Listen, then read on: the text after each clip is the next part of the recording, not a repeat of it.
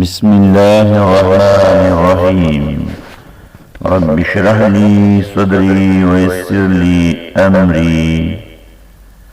سامعین کرام، پیش خدمت ہے انمول جنرل نالج سیرت النبی صلی اللہ علیہ وسلم سے ماخوذ پارٹ 3۔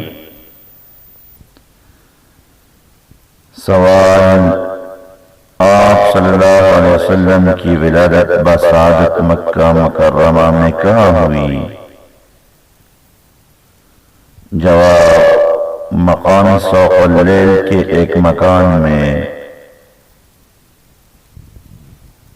سوال: یہ مکان کس کی ملکیت تھا؟